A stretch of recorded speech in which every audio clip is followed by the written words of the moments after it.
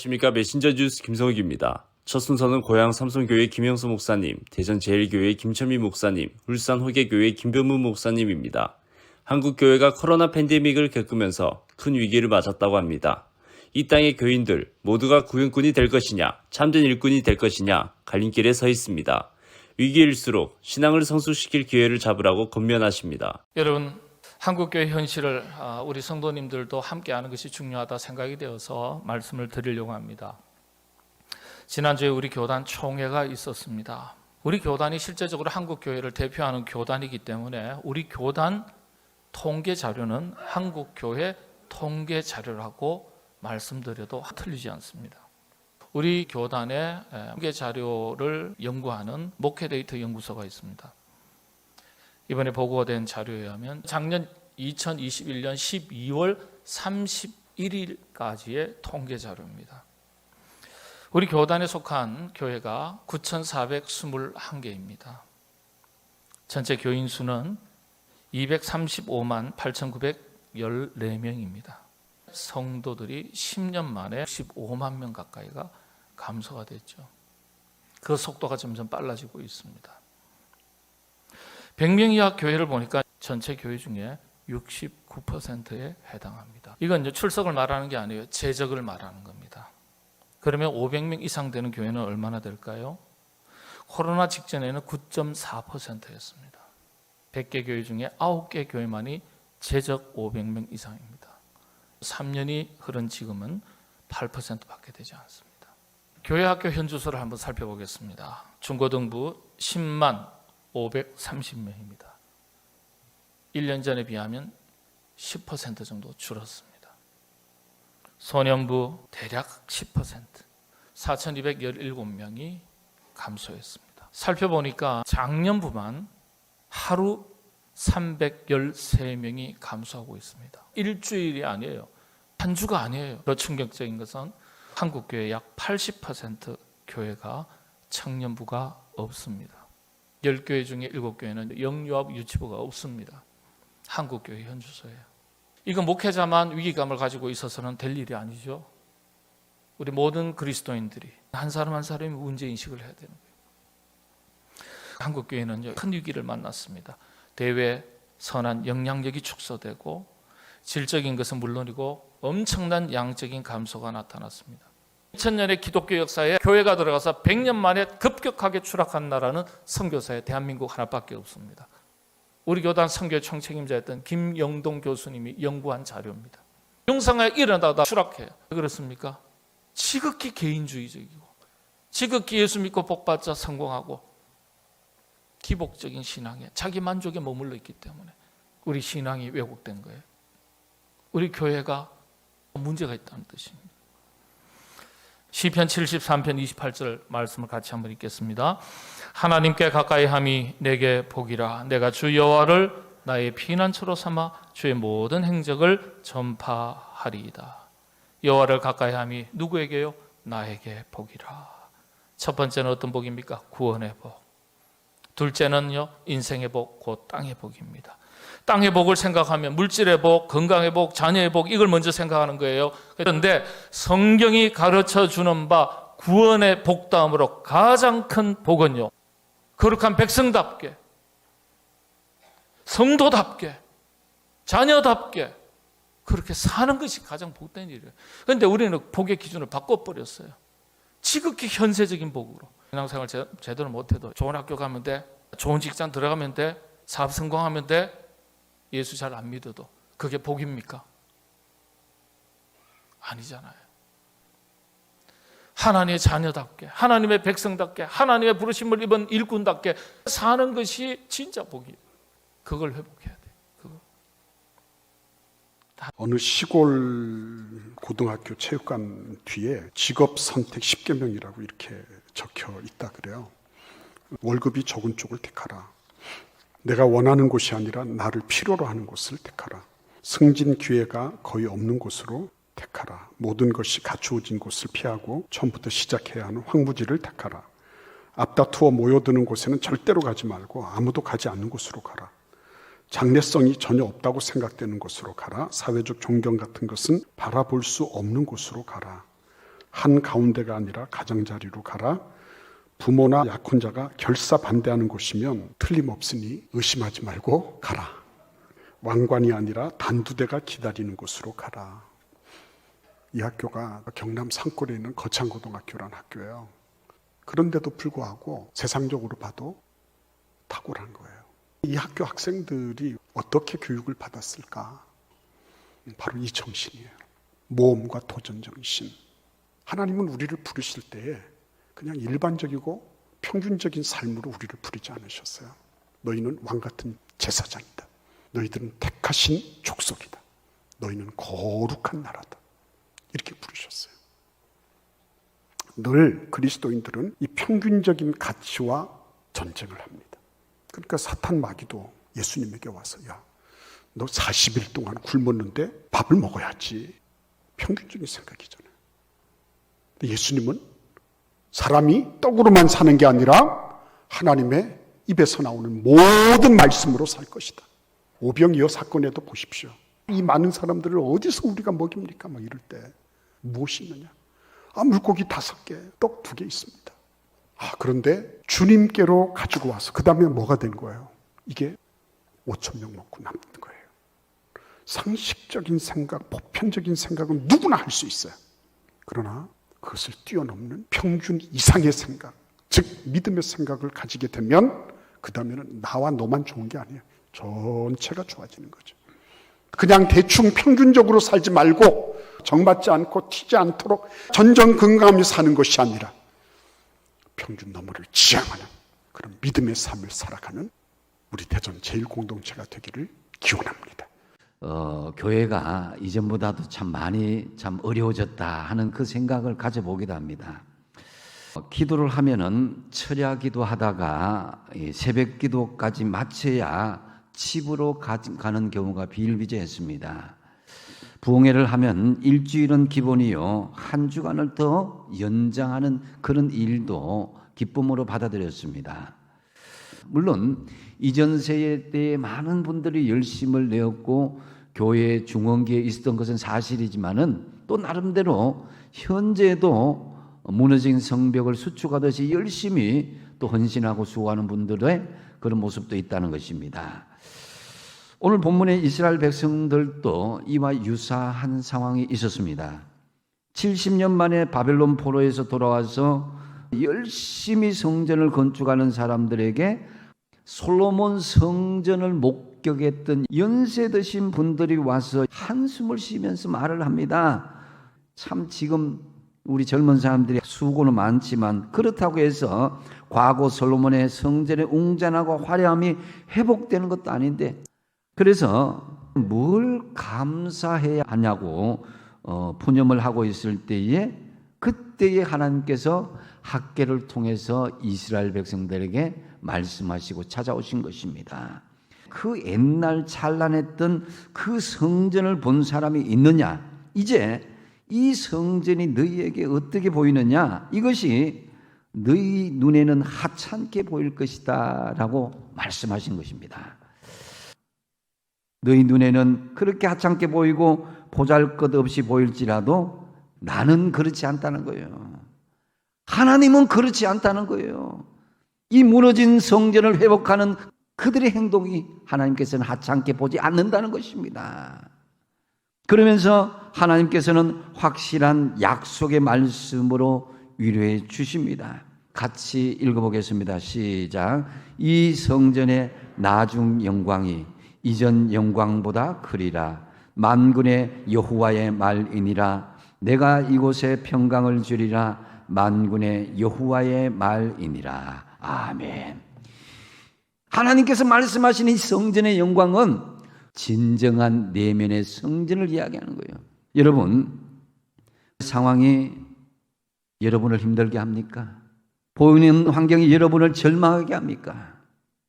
오늘 주신 하나님의 말씀, 나중 영광이 이전 영광보다 크리라. 내가 평강을 주리라 그랬습니다. 지금 힘든 상황만 바라보지 마시고 나중에 이르실 영광을 바라보십시오. 나중에 주실 평강을 기대하십시오. 메신저 뉴스 두 번째는 부산항서교회 나혜천 목사님, 부산해관교회 조성일 목사님, 경주나부교회 김상전 목사님입니다. 아무리 큰 위기에도 상황 변화에 휘둘리지 않고 묵묵히 자기 자리를 지켜내는 사람들이 승리한다고 강조하십니다. 저도 옛날 예비군 시절이 있었거든요. 처음 훈련을 받으러 나갔어요. 저녁에 한 6시쯤에 총을 한 자루씩 내어줘요.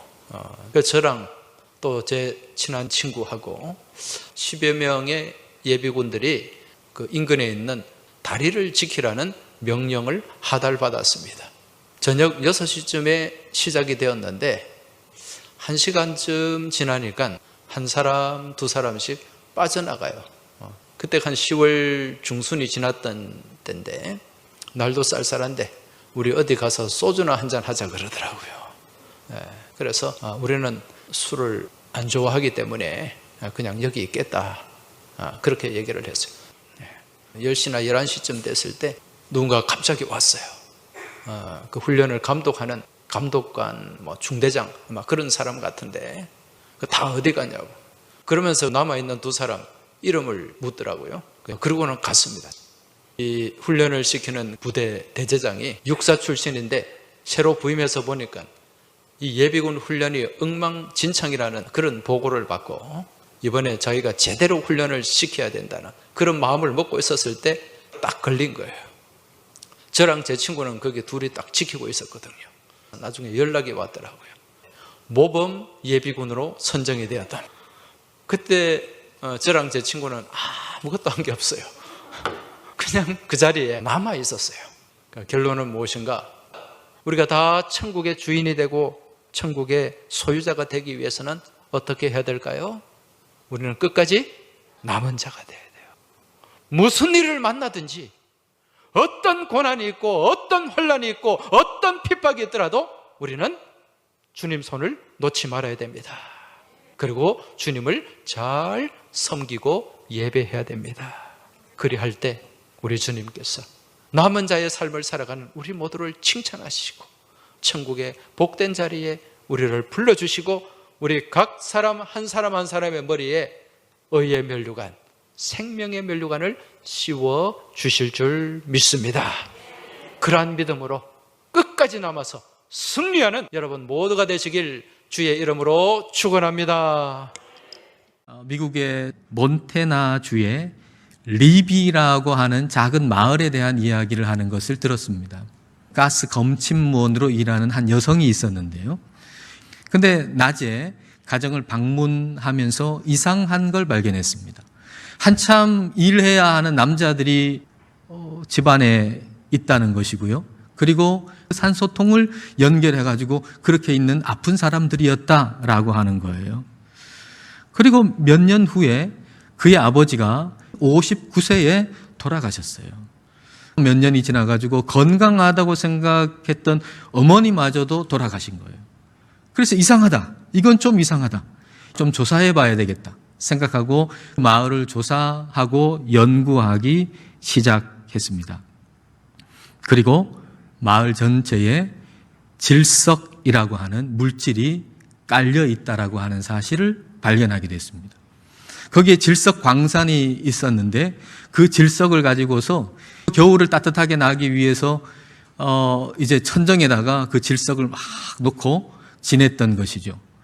근데 이 여성이 이 문제를 조사하기 전까지 그 동네 사람이 몰랐던 사실이 있었는데 그것은 바로 이 질석이라고 하는 물질은 매우 독성이 강한 성면의 한 종류라고 하는 사실이었어요.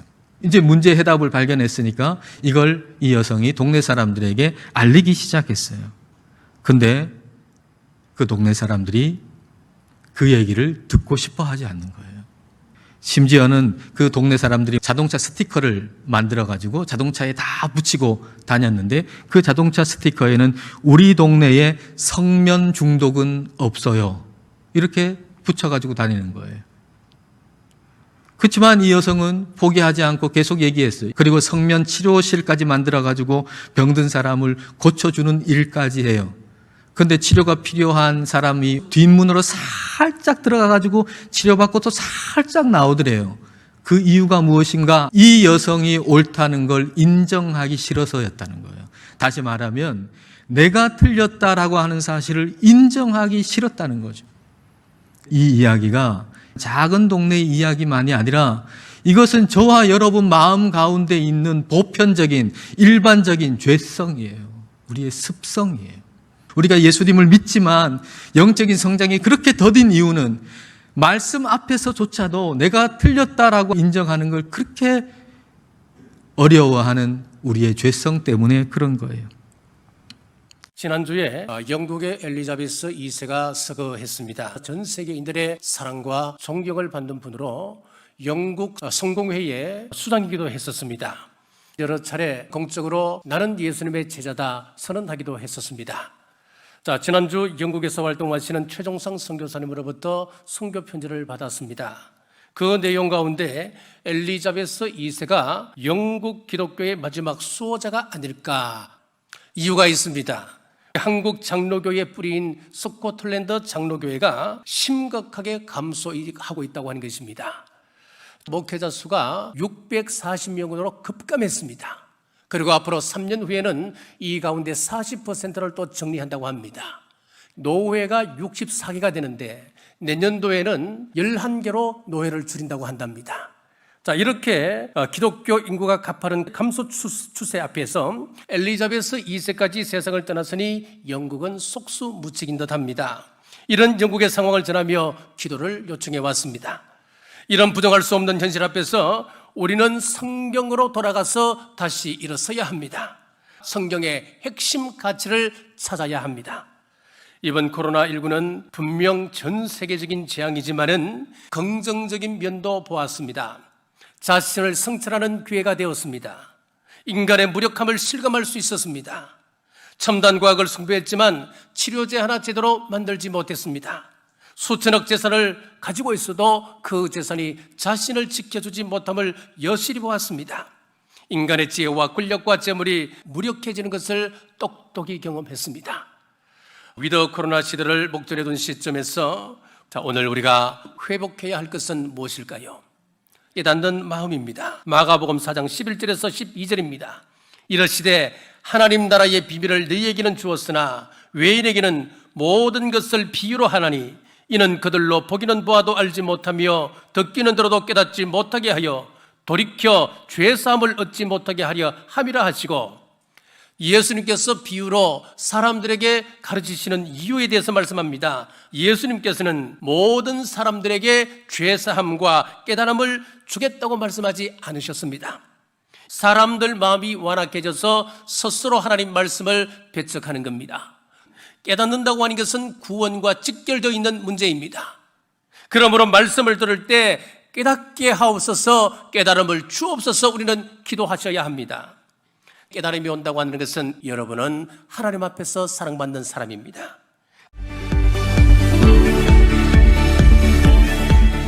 메신저 주스 마무리는 서울 청파동교회 김현준 목사님, 부산 진교회 신추우 목사님, 남해주 변례동화교회 나강윤 목사님을 의견합니다.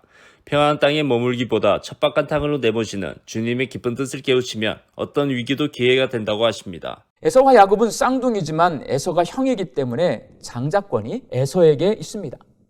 그러나 에서가 사냥하러 간 사이에 어머니 리브가와 둘째 아들 야곱이 아버지 이삭을 속이고 동생 야곱이 형 에서 대신 아버지에게 축복을 받았습니다. 사람은 누구나 욕심을 가지고 있고 내 마음속에 욕심이 생기는 것은 죄가 아니라 사람의 본능입니다. 그러나 야곱처럼 수단과 방법을 가리지 않고 부정한 방법으로 그 욕심을 채우면 그것은 죄입니다. 죄질이 나쁜 죄인인 야곱에게 하나님이 복을 주셔야 할까요? 벌을 주셔야 할까요? 내가 다 먹고 그를 위하여 축복하였은즉 그가 반드시 복을 받을 것이니라. 그리고 이삭의 말대로 하나님께서는 야곱에게 복을 주십니다. 하나님이 욕심꾸러기고 거짓말쟁이고 절도범인 야곱에게 복을 주신 이유는 그것이 하나님의 구원 계획이요 하나님의 뜻이기 때문입니다. 먼저 하나님은 장남 에서를 통해 구원은 당연히 주어지는 권리가 아니라 하나님의 은혜로 주시는 선물임을 말씀해 주십니다. 원래는 형 에서가 아버지 이삭이 가지고 있던 축복권과 모든 집안일을 결정하는 결정권을 물려받아야 합니다. 그런데 그 당연한 권리가 에서에게 주어지지 않았습니다. 하나님은 이를 통해서 구원은 누구나 누릴 수 있는 당연한 권리가 아니라 하나님께서 주시는 선물임을 말씀해 주십니다. 자기가 당연히 장자의 권리를 누릴 수 있을 것으로 생각하는 에서는 장난스럽게 팥죽 한 그릇에 장자권을 동생 야곱에게 넘깁니다. 이런다고 장자권이 야곱에게 넘어가는 것은 아니지만 이를 통해 장자권을 귀하게 여기지 않고 가볍게 생각하는 에서의 모습을 엿볼 수 있습니다. 하나님께서는 이러한 에서의 모습을 통해 하나님이 우리에게 주신 구원이 일반적인 선물이 아니라 세상에서 가장 귀한 선물임을 깨닫게 하십니다.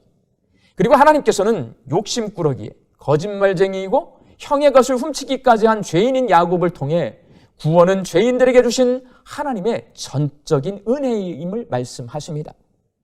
지난주 중에는 우리 교단 총회가 있었습니다. 이번 총회 때 우리 부산친교회는 호주 장로교, 한국선교 기념교회로 공식적으로 지정이 되었습니다. 131년 전에 호주 선교사님들은 비옥한 땅을 떠나서 상대적으로 척박한 환경이 기다리고 있는 이 조선 땅으로 옮겨오게 되었습니다. 하나님의 부르심의 이유는 비옥하고 풍요로움이 있지 않았다는 것입니다. 그들은 풍요보다도 더 귀한 가치를 따라서 이 척박한 땅에 그들의 발을 디뎠던 것입니다. 하나님께서는 당신께서 지으신 사람들이 자신을 만드신 이도 모른 채 허무하게 살다가 의미 없이 인생을 끝내기를 원치 않으신다는 것입니다.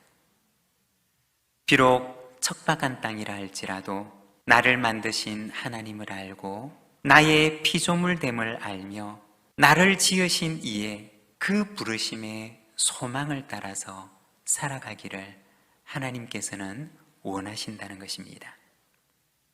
이를 위해서 하나님께서는 아브라함에게 먼저 떠날 것을 말씀하셨습니다. 그를 지으신 창조주 하나님의 부르심의 소망이 있는 곳으로 거룩한 영적인 여정을 떠날 것을 말씀하셨습니다. 내 안에 하나님을 잃어버린 불신에서 하나님께서는 오늘도 우리에게 떠나라고 말씀을 하십니다. 헛된 것을 추구하는 거짓된 욕망의 우상에서 우리에게 떠나라고 말씀을 하십니다. 하나님이 없다고 이야기하는 세상의 거짓된 속삭임에서 너는 떠나라고 말씀을 하십니다. 떠남은 하나님의 초청입니다. 그 안에 참된 영혼의 만족을 하나님께서 우리에게 허락해 주실 줄로 믿습니다.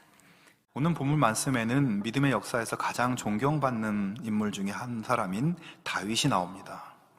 다윗이 그처럼 신실한 믿음의 사람으로 행동하며 그 결과가 아름답고 좋은 모습으로 나타난 것도 있지만 다른 한편으로 보면 그의 인생에 아주 비극적이고 비참한 사건들도 많이 있었다는 것을 보게 됩니다. 특히 그의 자녀들 간에 그런 일들이 많았어요. 자녀들 간에 폭행 사건, 또 그걸 복수하기 위해서 살인 사건이 벌어지고, 또 아들이 반역을 일으켜서 쫓겨나서 아버지인 왕이 그렇게 고생을 하고, 또 아들들끼리 왕권 다툼이 일어나서 서로 죽이고, 다윗의 이런 비극들은 그냥 우연히 만들어진 것이 아니라 분명히 출발점이 있고 근본적인 원인이 있었다는 것입니다.